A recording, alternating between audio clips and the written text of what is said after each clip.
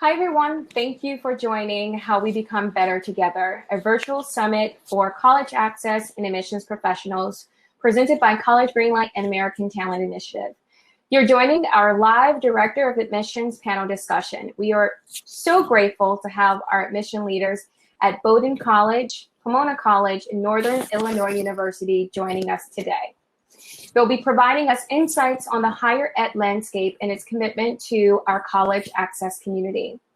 I am your panel moderator, Brittany Cleveland, Senior Manager of Partner Engagement here at collegegreenlight.com, where we support the needs of over 15,000 registered college access counselors and 200 leading colleges and universities across the nation, providing free online college and admissions scholarship resources for first generation and underrepresented college-bound students.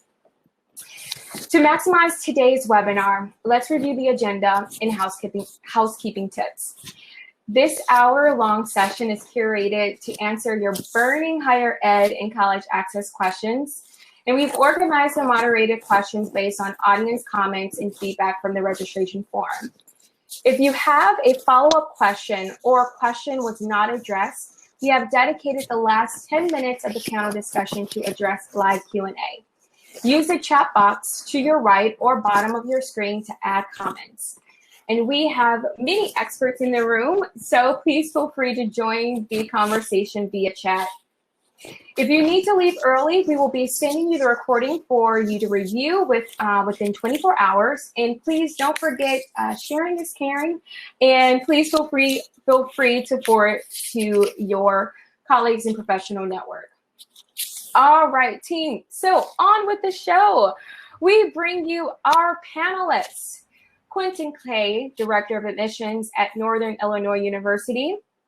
Ashley Paulie, Director of Recruitment at Pomona College. Claudia Marroquin, Director of Admissions at Bowdoin College. Hi there, team. Good afternoon. Hi, Brittany. Hi. Let's go ahead and start. First, welcome to the stage. And do you mind starting off with introductions? Share more about your story, your institution, and your commitment to college access and equity. So I'll let Mr. Clay, if you can go first. Certainly. So good afternoon, everyone. I'm certainly excited to be here, Brittany. Thank you for this invitation, and I'm certainly excited to talk about something that's so near and dear to me. My name is Quinton Clay. I'm, again, the Director of Admission at Northern Illinois University, which is located just 65 miles west of Chicago. We are a large public national research institution, which serves a primarily first-generation and Pell-eligible population. Out of our 17,000 students, about 40% of our students are Pell-eligible, and over half are first-generation students. So we as an institution certainly have been on the front lines for access. And I myself am a first-generation college graduate. I came through the TRIO program, Classic Upward Bound and Talent Search. And if it weren't for those programs, I know that I would have a much rockier road to undergraduate enrollment myself. And of course, you know, I tried to think of my 16 and 17-year-old self as scary as that person was. I think of that person often when we are trying to not only recruit and enroll our new students, but also ways that we try to work with campus partners and, of course, our CBO partners and our secondary education partners to support students, educate them, reach out and support their families and communities. So this is certainly really, really critical work, but work that's extremely personal. But I'm super excited to be a part of this conversation today and learn from you all. Thank you so much. We're so happy that you're joining. And if I can have Ashley Paulie. Absolutely, Brittany. So good afternoon, everyone, from those from California. Good morning still. My name is Ashley Paulie. I work at Pomona College. Pomona College, we're located in Southern California, about 45 minutes from downtown Los Angeles.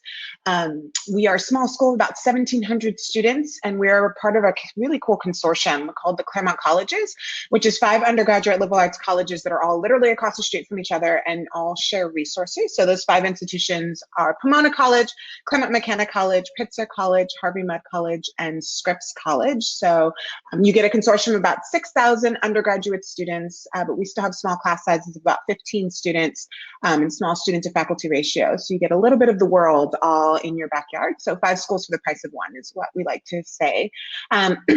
For me in particular, I grew up in Southern California, though I'm originally from New York, so I got a little bit of that too. My parents were immigrants from Trinidad, and they very strongly felt that I should stay at home and go to school and stay home until I got married, possibly in my 40s. I went to a very, very large public high school, over 4,000 students at my public high school. I met my school counselor for the first time in October of my senior year. And so it was really, I had an AP English teacher who suggested that I consider a place called Scripps, and I'd never heard of it, but she just believed that a small college would really fit me well, something that no one else was talking about in my entire high school. And so I ended up going to Scripps and loved the experience, but also just realized that so many students don't have that experience of having counselors who know them and are able to walk them through this process. And so that's been a lot of the access work for me. Worked at Scripps after I graduated, now at Pomona, super access-oriented institution. So we're just over 50% domestic students of color, another 12% international students, about 20% Pell-eligible students, really great financial aid resources. So access is just part of my blood and why I love doing the work that I do. Thanks, Brittany. We're so happy that you're joining us and providing insights. Thank you, Ashley. Claudia, you're up next. Thank you, and hello, everyone. Again, I'm Claudia Marroquin, and I'm the Director of Admissions at Bowdoin. And Bowdoin is a small liberal arts college located in Brunswick, Maine, a town of about 25,000 or so people. And we're about 30 minutes from Portland, which is the largest city in the state of Maine. 2 things that we really pride ourselves on is our location and how our students really do get to explore everything that Maine has to offer and really take advantage of the resources, both recreationally in the outdoors, but also what that leads to for research. And we do have a research facility about 15 minutes from campus. The other piece is that we were the first test optional college in the United States. So back in 1969, so just over 50 years of admitting amazing students to Bowdoin, using an incredibly holistic approach and not defining students by a number. And similarly to Quinton and Ashley, my own story is personal. I am a first-generation college student. I'm also an immigrant. I was born in Guatemala, but grew up in Los Angeles. And I attended a decently sized public school, so I recognize how privileged and lucky I am in that. It was a magnet school where I did know my counselor fairly well. And she also connected me to a CBO. And I did see that someone from my organization is logged in and live. So I was a One Voice scholar, and that really opened the door to possibilities of thinking about where I might be able to go to college. And that's where I really learned about small liberal arts colleges and the support that they provide to first-gen students. So I did attend Bowdoin, and I have now been working in admissions. This is the start of my 10th year at Bowdoin. And I have had the great fortune of being able to organize the fly-in programs and then really think strategically and collaboratively with other organizations across our campus on how to best support first-gen students, low-income students, students from underrepresented backgrounds. So I'm really interested in the conversation we'll be having, and thank you for having me. Thank you. And I wanted to shout out our audience who's in the chat there. Thank you, everyone, for just letting us know who's in the room. I wanted to just say Anne Morano from Dallas, Young Women's Leadership, said it best. You guys are definitely world changers, and we have so many world changers in the audience. So really happy that we're having this opportunity to kind of dive in and really lean on our insights from our shared experience all the way that is just truly a part of our fabric. So that being said, let's go ahead and ask some tough questions.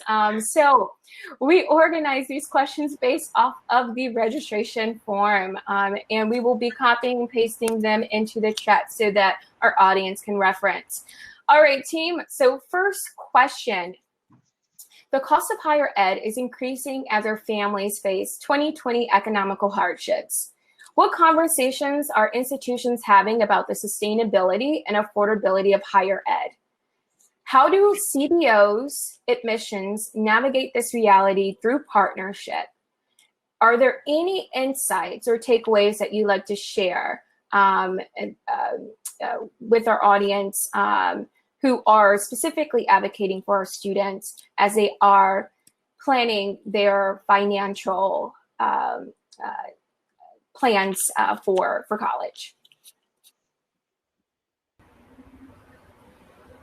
Who wants to tackle that?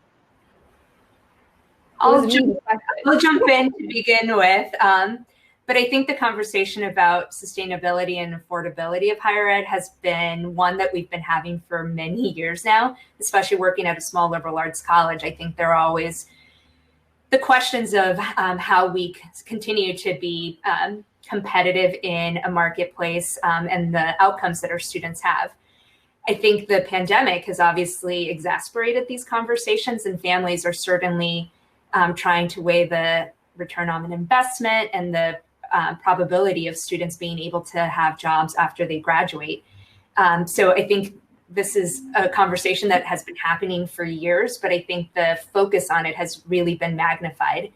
And I think the piece that really CBOs and admissions offices can work on is the transparency, but also having conversations sooner in the process around what aid looks like and what the real cost of attending an institution will be. As we all know, having attended universities and working with students, there's always so much that's unknown to the student and the fear around what they will actually have to be paying out of pocket. And I think this is where colleges can do a lot more work on being transparent and forthcoming on what resources are available to students. And I recognize too that I work at an institution of privilege. So we do have quite a bit of financial resources where in the conversations I have with CBOs, it really is about making sure that they understand the affordability of an institution like ours so that students don't get turned off by the sticker costs, since that is not the actual cost for students who attend our institution. And I think that's all about being honest and forthcoming and making sure that students are having these conversations with their parents too early on, because they're not easy conversations to have. Being a first-gen student and an immigrant, I had no idea that my mom's salary actually put us in the poverty line. And that was one of those things where I quickly realized, well, great, this is information, but I also know that then this makes me eligible for quite a bit of financial aid and really being able to target schools based on the aid that they would be able to provide. I would add, and I'm trying to sidestep items that have been addressed already. There's all sorts of costs that are connected to education that we have to be very clear with on the front end, but also on the back end as it relates to a student achieving a fulfilling experience that includes study abroad, that includes undergraduate research, that includes the technology that supports students in the various ways that they learn. And especially for us as a public institution, that huge endowment isn't necessarily something we can lean against. So we have to be more creative. We have to think about public-private partnerships. We have to think about ways to offer stipends to cover undergraduate research. Even, for students that are engaging in internships and career and shadowing experiences that are off campus, but in proximity to campus, how do we help students think about transportation, right? How do we help students think about, covering some of those additional things that may seem like luxuries as it relates to the college experience. And when I say luxuries, I'm saying above and beyond choosing a major, being in a club and organization and graduating. Some of those things are luxuries for students, especially when we consider the backgrounds that they come from. So just trying to create continuity and really reduce equity gaps. That way students are having college experiences are fulfilling. I can remember being in undergrad and having peers in undergrad who were able to do things that I wasn't able to do as a student. And those are conversations that are really, really difficult to have because, again, it can be a certain satisfaction with achieving certain enrollment goals. But now we have to move that conversation forward and say, not only are we concerned with students enrolling and graduating as two bookends, but are students able to engage similar experiences throughout the college education? You know, and I was talking to my nephew who's a freshman in college this year, and, you know, I had 3 jobs when I was an undergrad student. So even with some of the costs being covered related to study abroad and some of the costs related to research, you know, I wasn't an average college student in the sense that I was juggling 35 hours a week, you know. So how can we take some of that pressure off of students and again, support them to where they're able to actually even focus in the classroom and not have to, you know, work as much as they do? There are some really creative things that we're doing as an institution, but again, I think as an industry, that conversation about what's in between those 2 bookends related to cost are a real reality for many of us. Absolutely. I mean, I would agree with everything that folks have said. I think there's 2 pieces to it in a lot of ways. It's the prospective students, and so what students are facing just with COVID and everything that's happening in their homes, and it's also what we're doing to try to support students. My institution is completely virtual this year, as are many in the state of California. And how do we create equity in a student's home is just a really challenging conversation. I hear a lot of folks talking about, oh, this is the year that colleges are going to discount or it's going to cost less, but it's amazing trying to make sure students have access to food in their hometown and physically in their home when they don't have access to transportation or they're sharing their home with many people. I mean, the ways in which we're trying to essentially bring the equity of college into the physical spaces of their hometowns is just really challenging, and it's very expensive. And I think that colleges sit in different places where they're able to help, but it looks different when a student's in college. And also, I think at this point, a lot of schools are trying to create a lot of virtual opportunities. So thinking about the question in particular, how can CBOs and universities partner together? I think that we spend a lot of time thinking, okay, so what videos do we need to create? What ways do we need to engage students who we can't go and visit? What can we offer them? What information do they need? And I think that CBOs can be really great about even compiling some of those things. Like, what are the questions that your students are asking? And what are the quick ways that we can address those things on our websites or through videos or something? I think a lot of schools are happy to do panels and come in and speak to students. We're all trying to reach the hardest to reach students. And so I think the colleges and universities, this is the year where you can get almost anyone to come and speak to your students in ways that they just weren't able to do before. And I think it's the new frontier that's also going to open up incredible opportunities for the future of higher education, because virtual is never going anywhere. So.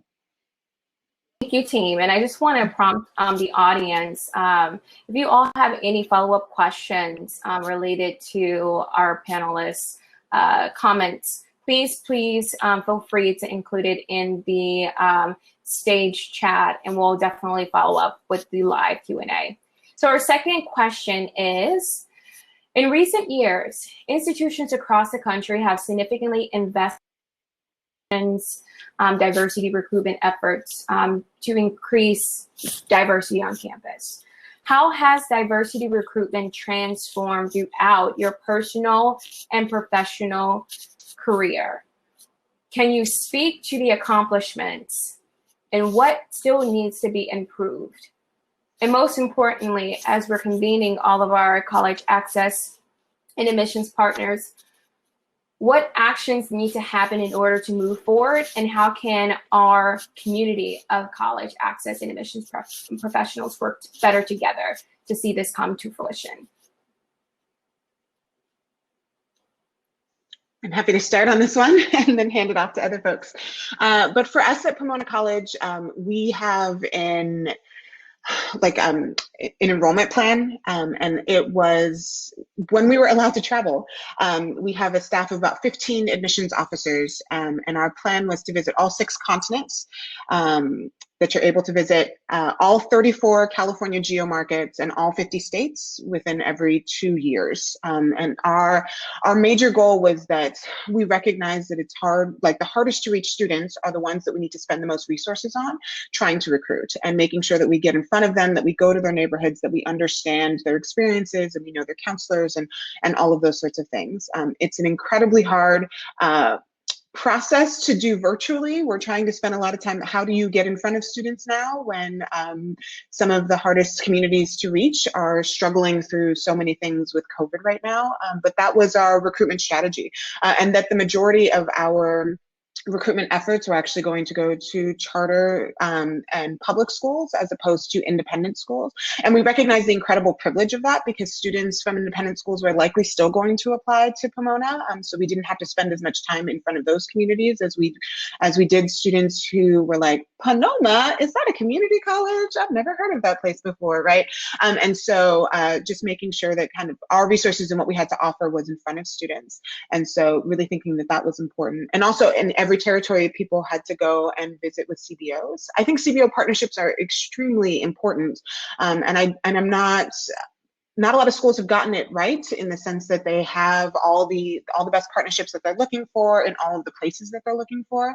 And so I definitely think this is the year, especially where people are reaching out and trying to develop new relationships and partnerships and trying to get in front of students and not only just talk about our institutions. I think this is true at a lot of schools. We're happy to do whatever CBOs need at this time, right? So if you want to talk about essay writing, if you want to talk about just the landscape of higher education, I think so many of us are access oriented, and that is our passion, and that is where we come from first. And so it's not necessarily about promoting our institution, but really talking about how higher education is something that everyone can have access to. Absolutely. I'll disrupt our order and our sequence a little bit. I'm glad that Ashley jumped in here. And again, I'll try to sidestep what's already been covered, but I wholeheartedly agree with Ashley's comments. I think it's important, and speaking a little bit more on the enrollment management admission side, I think often as it relates to diversity recruitment, we've been sort of focused on pieces that are directly our responsibilities, right? And that's stating the obvious. But I think something that I've become more sensitive to, and I have tons of colleagues, including those on this panel that I'm sure feel the same way, we have a broader responsibility in the Office of Admission and with enrollment management. And it's not just extending the outreach. Before we would say, recruitment is our primary goal and focus, and then outreach would be that next and that very, very close 1A, 1B. But I think also we have a responsibility to inform the institution of what's actually happening in the secondary schools. So there's a more current and present and contemporary perspective on how to support students, because recruiting students of color and from all sorts of demographics, first generation, rural students, urban and suburban, those are ways that we slice and define diversity. But at the same time, once we recruit those students, I don't want a campus full of folks who have not been in the schools, haven't seen the realities that teachers and counselors are facing, and haven't really become closely acquainted with the conditions of those students prior to the students arriving, to be those who are just making those decisions with the information that they have, because that's reactive instead of proactive. So I see us as the Office of Admission tethered to the secondary education system and having a responsibility to bring information and those narratives and those stories and the data back to the campus to say, this is the reality out there and they will be your students very soon. The Office of Admission is as thin as a doorway. We are the door to the house, right? You don't come to admissions to hang out with us for 4 years. We are representing and giving you access to everything and all the details that students can enjoy when they're there. But at the same time, if we're the ones out in the school systems having relationships with secondary school counselors, community-based organizations, we need to talk about the issues that they're dealing with, the real environment that the students are growing up in and living in, to make sure that campus can be proactive and having strategies to support those students. So I'm trying to be a bit more of an active mouthpiece to be able to say, hey, I'm in schools where the textbook is dated, precedes my birth. It's dated way early in the 70s.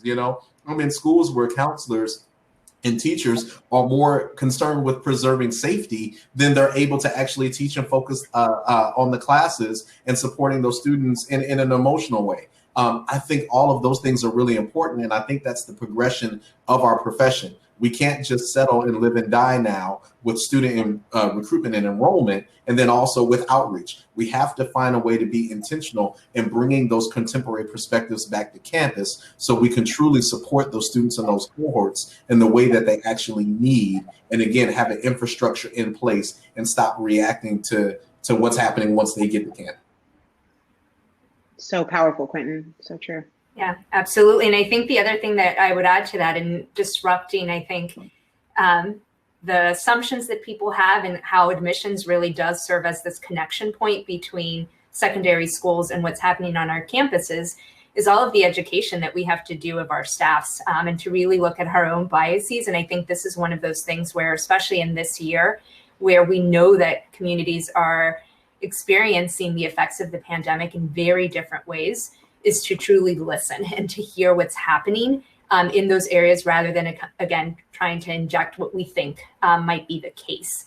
And I think that's one of those things where these partnerships really come into play, in truly understanding the context which students are coming from, but really what each student needs in order to be successful, because that's going to look different from student to student, high school to high school, and especially as we're doing that handoff. And I did see someone noted Anthony Jack's book, The Privileged Poor, and that's a conversation that has happened on our campus. Pretty much every administrator has read that great work. But I think that's also where the onus of responsibility is on all of us as administrators at colleges, to really understand what the challenges are and meeting students where they are, and recognizing that each student is going to need a different form of support. And this is where CBOs really do help us in understanding that and making sure that, again, one size does not fit all. And again, we have to be able to be nimble and flexible. Thank you for that insight. And I'm actually copying the Privileged Poor book on Amazon. So it's a great read. Hope everyone can enjoy reading that during our downtime. So let's go ahead. And I want to appreciate everyone who is asking, sending out follow-up questions. We are including that in the live Q&A. So our next question. Lower-income neighborhoods and families are often hit the hardest during challenging times like today. When considering equitable and admissions practices, what steps are you and your team taking to inform yourselves about those barriers and gaps students may experience? What barriers have been revealed to you as an admissions advocate, and what steps can college access and admissions professionals take to circumvent those barriers together? Here we go. So we've officially disrupted the order. I will take the lowest hanging fruit, and I think very, very important for us to address, assessing appropriately in the admissions evaluation process. We announced in January that we were going test blind as an institution that would no longer make admission decisions based off standardized test scores related to admission, but also we would award merit scholarships without reviewing standardized test scores, and also we would admit to our university honors program without standardized test scores. And again, when we announced this in January, the important piece of it was to think about how to, one, appropriately act on data that's been out there for a long time on a national level, and then also ways that we assess and evaluate data on the local level. The steps were to, if we understand the impact on standardized test scores and the correlation to income and actual higher scores, then let's follow that all the way down, again, the enrollment and the trajectory of the student. If those students don't have merit scholarships, I'm sorry, a letter of admission from Quinton Clay in the Office of Undergraduate Admission does not say you can come to my institution. Your financial award or your financial offer says that you can come, not my letter of admission. So we have to tweak and fix that process as a huge proponent of access. And then again, if we're thinking about the experiences that students have, then we have to think about, do you have access to the honors program? Again, based off of the work and the body of work that you've done for 4 years, you've demonstrated yourself to be an honor student, but we were still having a practice in place that shut the door on that level of access.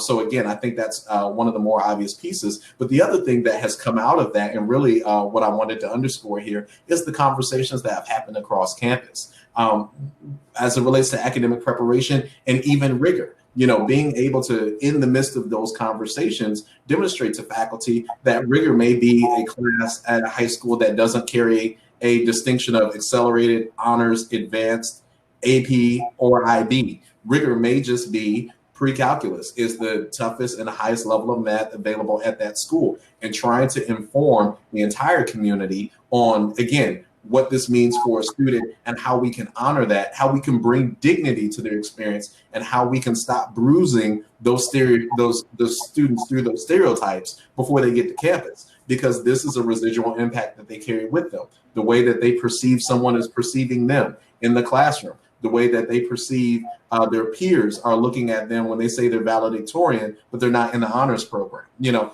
all sorts of things come out of that. And again, the lowest hanging fruit is to be responsible with the information and then following that information down the full life cycle of the student through graduation.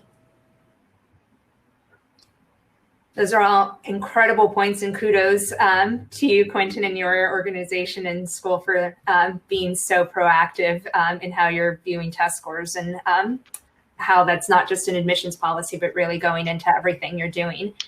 I think the other piece that I would add, I know there's been so much conversation around test scores and the ability for students to even, whether that's even equitable and an actual marker of a student's preparation.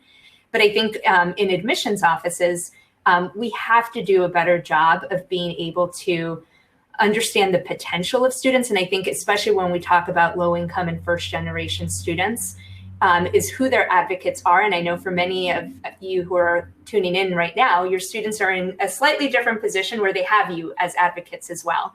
But how they are even able to articulate those points that matter. And again, especially this year with everything being disrupted and traditional extracurricular activities just not happening, I think all of our offices need to do a better job of looking at the values and really understanding the impact and all of the experiences that students are bringing to their campus that don't involve a club activity, that don't involve having had an internship, that there truly is something special and important about students who have had work, who have had these personal responsibilities in their home environments, and who they've had access to even be able to find recommendations from.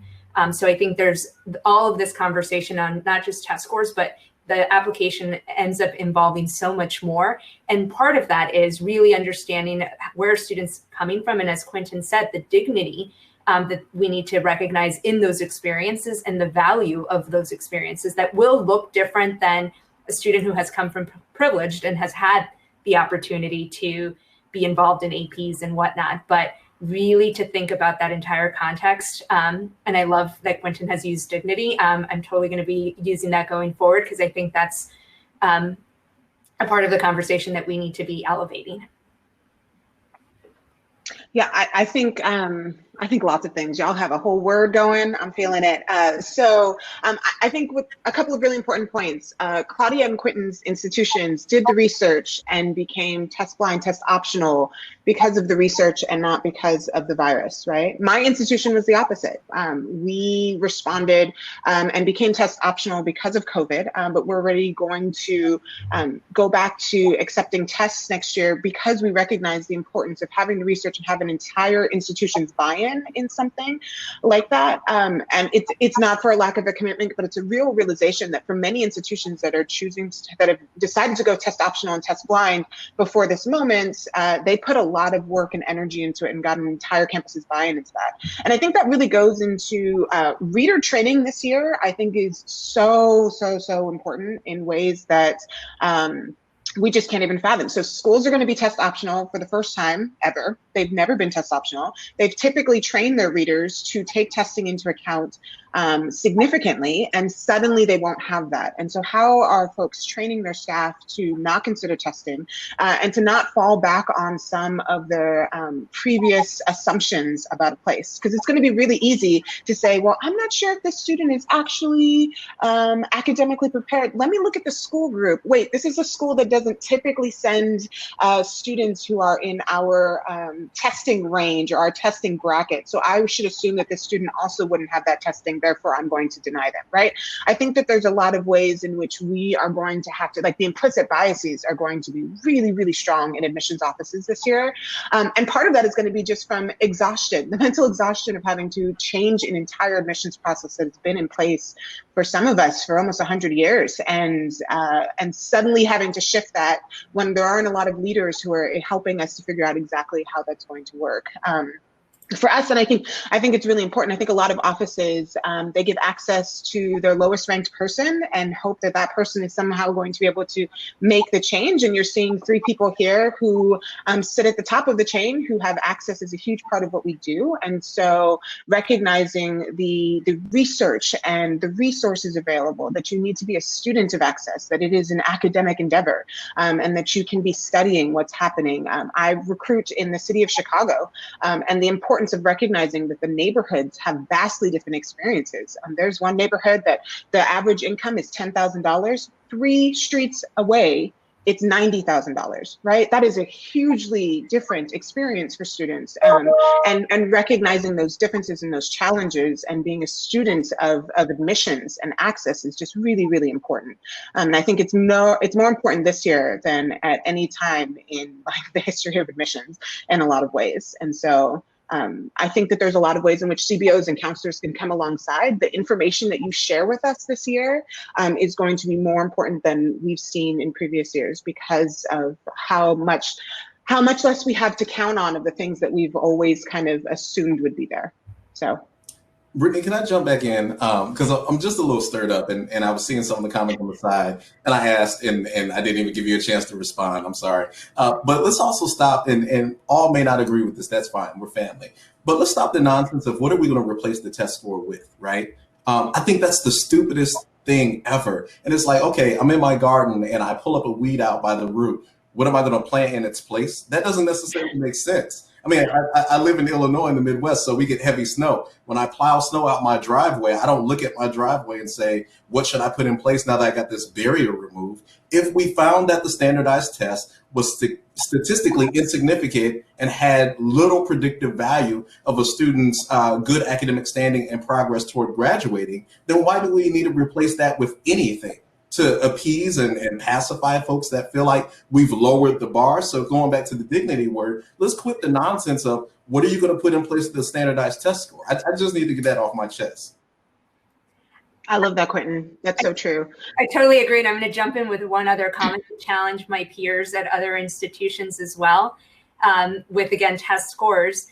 Whatever processes you build this year in reviewing your applications, is to recognize and remember that the effects of the pandemic are not going to be these next few months. This is going to be lingering, especially for students who are in these lower income communities where jobs may not be coming back for a while, where the inequity that we're seeing in public versus private schools are going to become even wider. And that equity gap is going to widen in the years to come. So continue to think about that and to challenge your institutions to not just have it be a temporary Band-Aid, but to really, again, if you're able to do this for this year or 2 years or 3 years, as I've seen a few other colleges implementing policies, is once you do it, what's the point of going back? And again, remembering the long-term effects of what we're experiencing. I just want to jump in.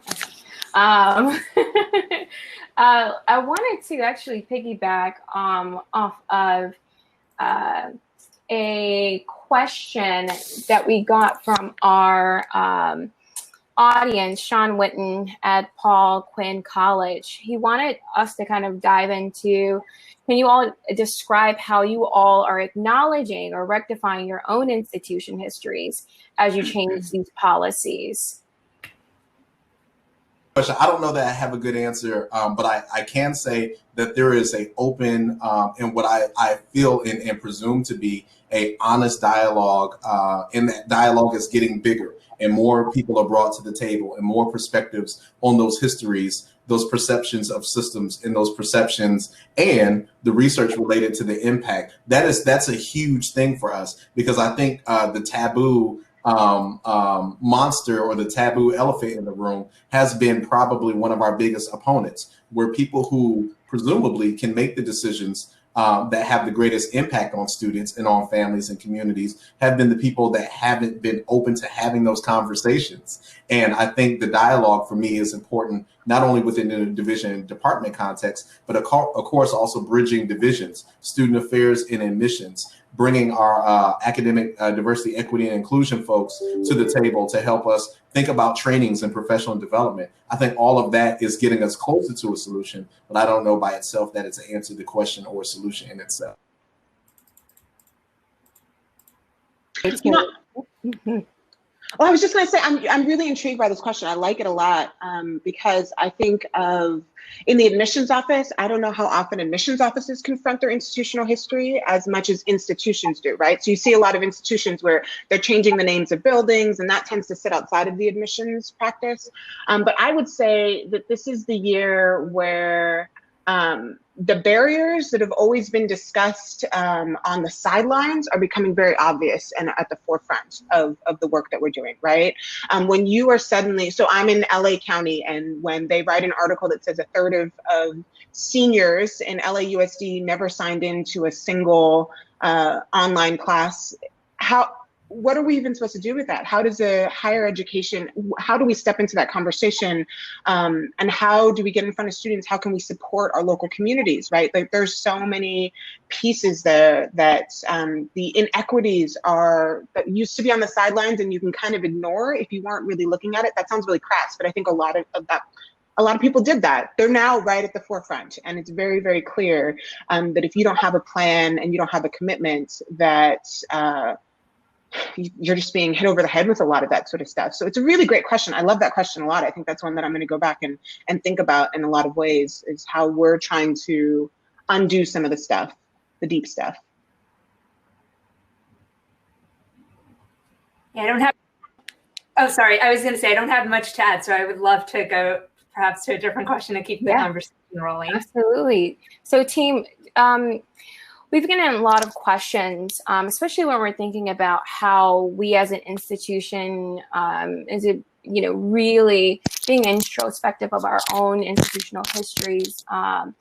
So the question is, testing, grading skills, and traditional extracurriculars have been significantly altered due to the implications of COVID-19. How are institutions evaluating students during the application reading season? What does training look like for our readers in today's time? And what can counselors do to best prepare their students for the application process?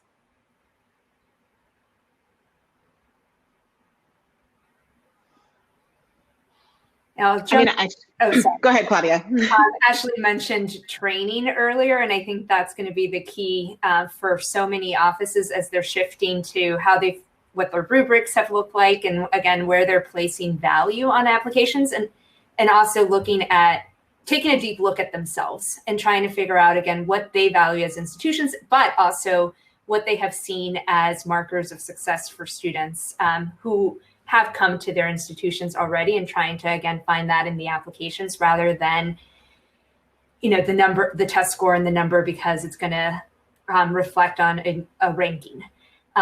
So I think when evaluating applications without a data point, this is where the what and the why, the essence of who the student is, and all of those intangible and non-cognitives are going to be elevated this year. Because I think when we look at what actually comes forward as successful outcomes for students, it's not what test score they received, but it's more about the resilience. And when something gets really tough, how do they navigate those fears? And have they experienced failure? Have they been able to recover from that? If they haven't, do they have the traits that might lead to that? So I think this is one of those years where all of those non-cognitives are going to have to be elevated at every institution. And it's going to require quite a bit of work on every admissions office to really train staff to look at that and to really recognize what those intangibles are throughout the different parts of the application. And with counselors and the work you're doing with students in supporting their applications, I know as a first-gen student too, there are all these moments of humility, which is a really important trait, but also that doesn't allow students to really advocate for themselves and to really bring these things to light that admissions offices are going to be looking for. So I know many of the organizations that are on here have already done a tremendous job of being able to talk to students and linking their own personal values to outcomes. But I think this is the year where that's going to become even more important.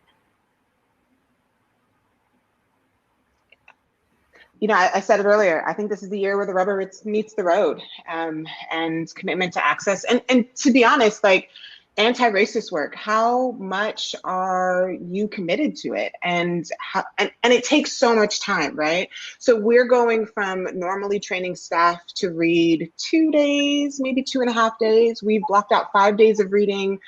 Plus we've already done reader training, I should say.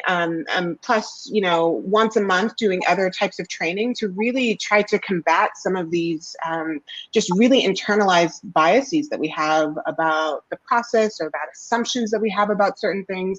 Just recognizing that commitment is going to look different this year. And there's so much going on for students, right? So if you have an applicant where a student was pass-fail in the spring, possibly pass-fail in the fall of their senior year, and all of their extracurriculars ended, and they have the traditional markers that you're used to having just don't exist in the same way, how are you supposed to evaluate an application? And so being really proactive about that is important, because we have to be able to combat it and recognize that our staffs are going to have to be trained in new ways in order to keep up. So. And Brittany, and I agree yet again with my wonderful panelist here. I think the third leg of your question was what can counselors do to best prepare their students for the application process? And I just will admit, maybe this is the broken record, especially within this kind of family here. Prepare your students to have a range of good options. Let's be very realistic. In a year where there's a sea of colleges and universities that have gone to a test optional or test blind process, there's going to be a lot of things that are mercurial, right? There's going to be some decisions and some trends and trajectories that might buck what you've seen traditionally from certain colleges and institutions, and expect us to get a lot of this wrong, just to be honest. We are learning, we are people, we're flawed. And when you're trying to do the right thing, oftentimes it doesn't look like you're trying, to the outside world, because there's so much infrastructure, there's so much as it relates to a foundation that you have to lay. There's so much that you have to just embrace getting it wrong, even though your best intention is to get it right. And we know, especially what's going on in the world, how intentions don't always equate to the best outcomes. So really make sure that your students are prepared to have a range of options. And this is the year, in my opinion, that students need to be intentional in applying to a group of schools that they really can see themselves being successful at. I've worked at a range of schools, private, public, small liberal arts, Ivy, regional public, if you want to think about it in that way. And over the years, in 16 years, when I think about some of the students that stand out in my mind, those students could be successful and really fit in any environment. However, the student's approach is what would change depending on what their option was. Students have a way to select the tools and to develop a plan for, how do I engage these different types of institutions? How do I settle myself if I'm admitted generally to an institution, but I can't get into my major until an application process a little bit later on when I'm actually enrolled at that school? Students can be resilient and successful anywhere. And I think this is the year that students really need to be prepared to have a range of options in case those decisions don't fall the way that you or the family or the student think they should go. I want those students to understand and have confidence in themselves that they could be successful anywhere, but also that they could really fit in more places than they might give themselves credit for. I think that's probably the most prudent thing. And I think, just to jump on what Quinton just said and tie it back to something Quinton said earlier, just choose colleges that really respect the dignity of a person, right? So just because there's now a range of institutions to apply to, doesn't mean that all of them fit every type of kid, right? And so that's incredibly important.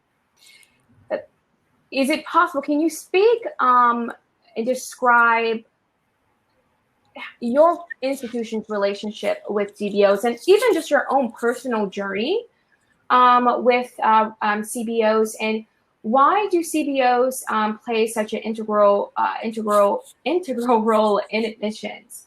What are the 3 best practices that you've learned in cultivating relationships and collaborating with CBOs?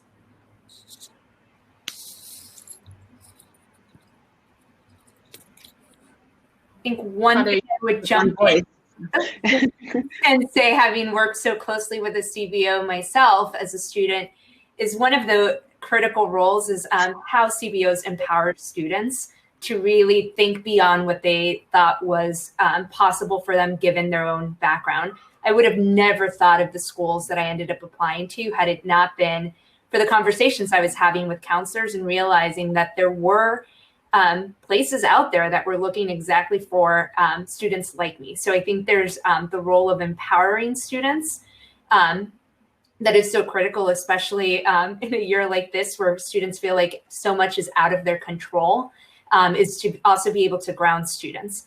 I think the other piece that is really important, especially in partnerships and the support, is advocacy. And this is, I think, where CBOs and different counselors, whether it is at public schools, that you have a connection with college admissions offices to really make sure that we understand, again, I keep going back to the word context, but really understanding what's happening in that community. But I think the other important thing too is not to necessarily only focus on the college outcome and getting a student placed at an amazing institution. But I think in this environment, it's also the check-ins on mental health and what's happening in a student's own home environment that I know many CBOs already work on.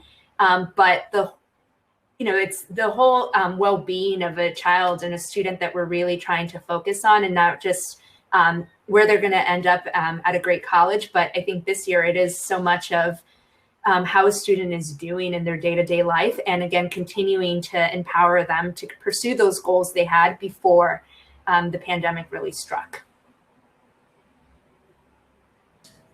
I would say, a very big piece is attached to a comment I made earlier as it relates to our relationship, and something that I think CBOs do well, and something that's really critical to our success collaboratively moving forward. It's really important for CBOs to be able to tell the stories and the narratives and help us make those connections with the data that we see to make it personal.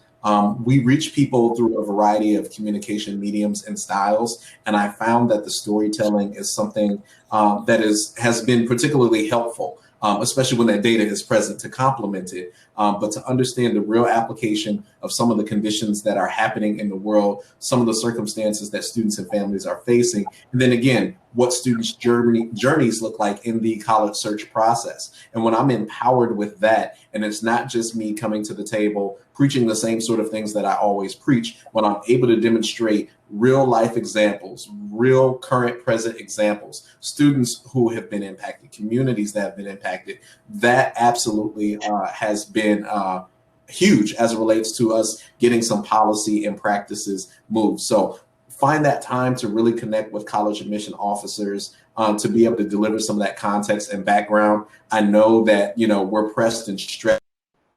Working with and serving students and families is gargantuan all by itself. But I'll tell you, especially for someone like me, when I have that conversation, it's fruitful.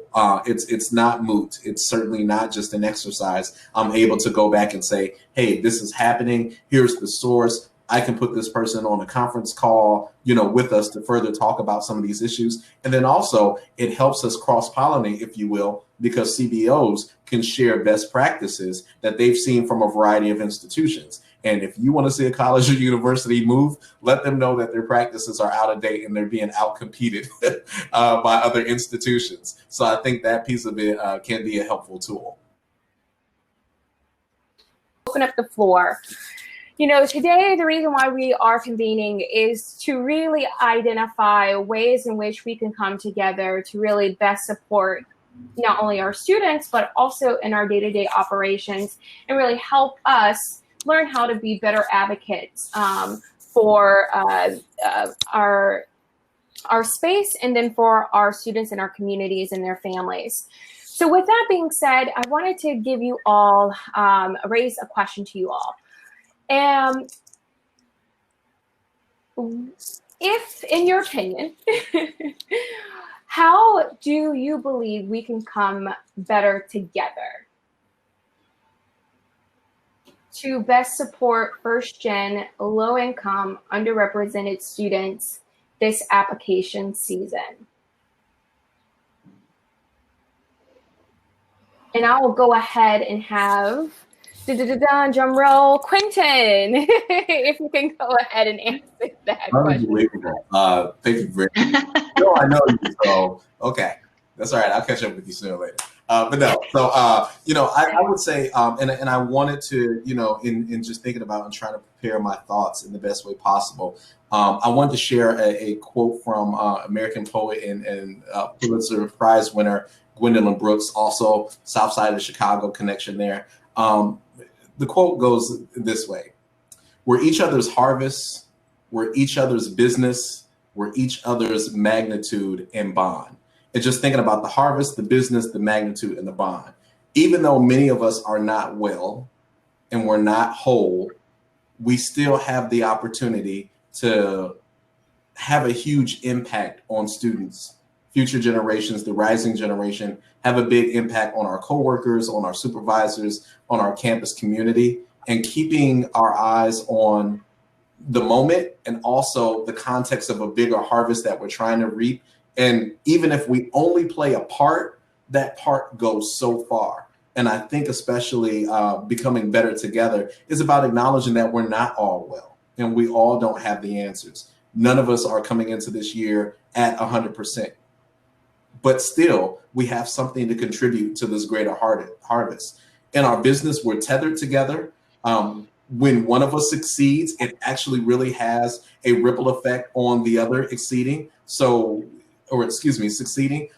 in the work that you're doing, even if it doesn't feel like you're being as collaborative as you want to be, know that it is shared success when it's truly a best practice.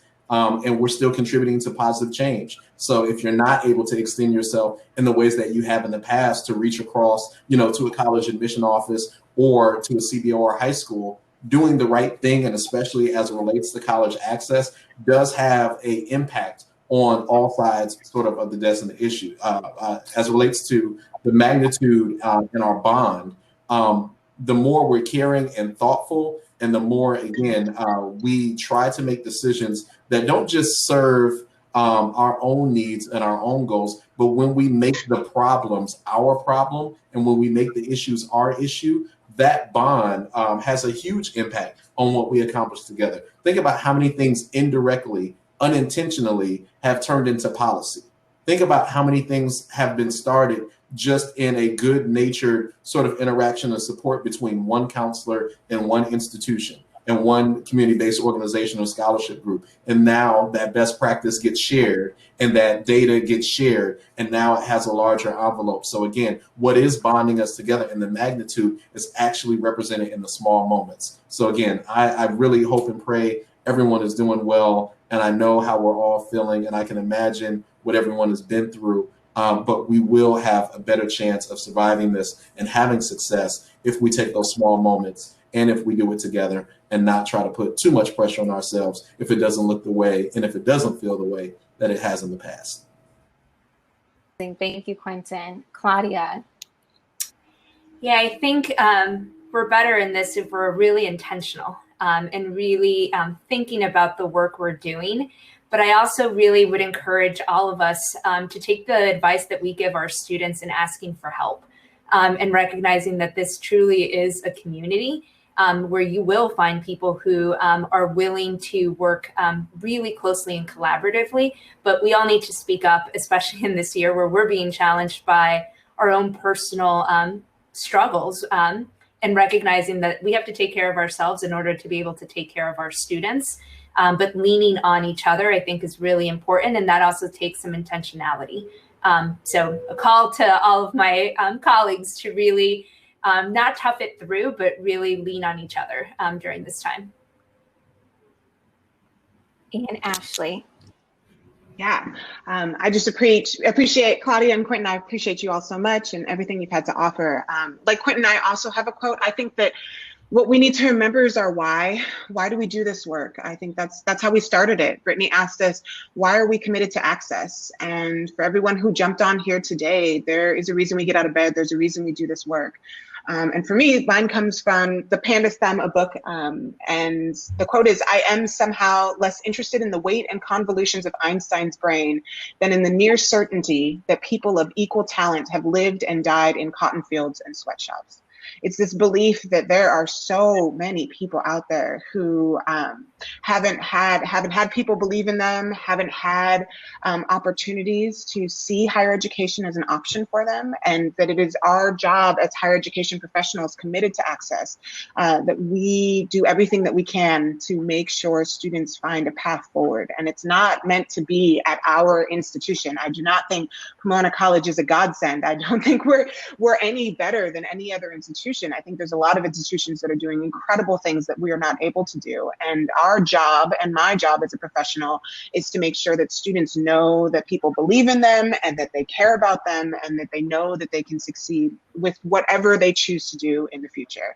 And I know that that is how everyone on this call feels, and everyone committed to access work. And so that's what we can do together, right? We can remind each other that there are so many people to serve. There are so many ways that we need to serve people. And that, we also can't kill ourselves trying to do the work. I think this is the year where you wake up every day, you're waking up in the middle of the night thinking about all the ways in which you're not able to help, and just remembering that if we all take a small chunk and we all put a lot of energy and effort into it and also take care of ourselves, that we can move things forward, and higher education will be better because of how many of us lead in this time. So thank you. Before you leave, please let our audience know how they can get in contact with your university or stay in contact with you. Well, you can look me up on LinkedIn. We provided some information in our bios and contact information, and I linked off to my LinkedIn both there and also to the institutions, niu.edu. If you want to email me, talk, cry, laugh, if there's something you can share, or if you want to correct me based off of something I said today, you can email qclay@niu.edu. Thank you all for having me. I really enjoyed this. Yes, I leave inspired. Oh, go ahead, Claudia. Go ahead. Go ahead, girl.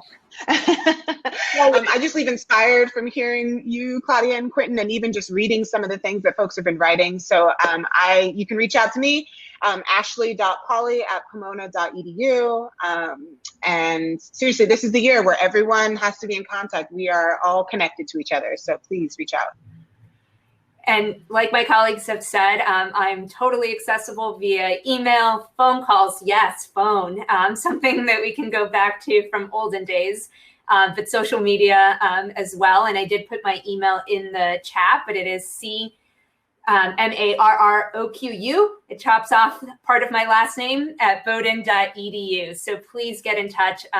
Always happy to serve as a thought partner, and good luck with everything.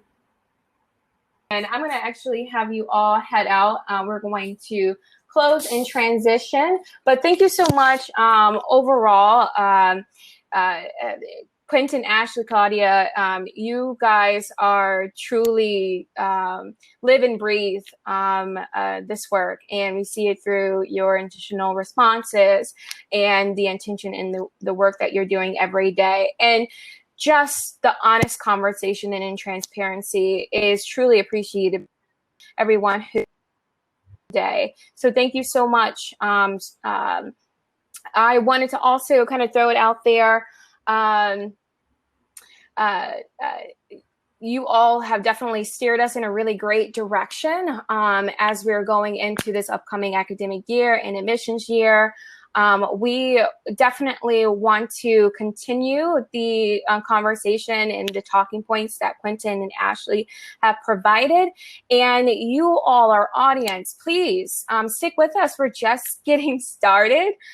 We have starting small moderated group sessions that are happening now Topics include BIPOC and access and admissions, led by V. Marie Bigham at the Accept Group, and admissions and access partnerships, led by Danielle Santos at University of Michigan and Darren Morgan at Arkansas Commitment. So you all can find those sessions in the left-hand corner, and go ahead and click sessions and join those groups. And let's continue to have the conversation.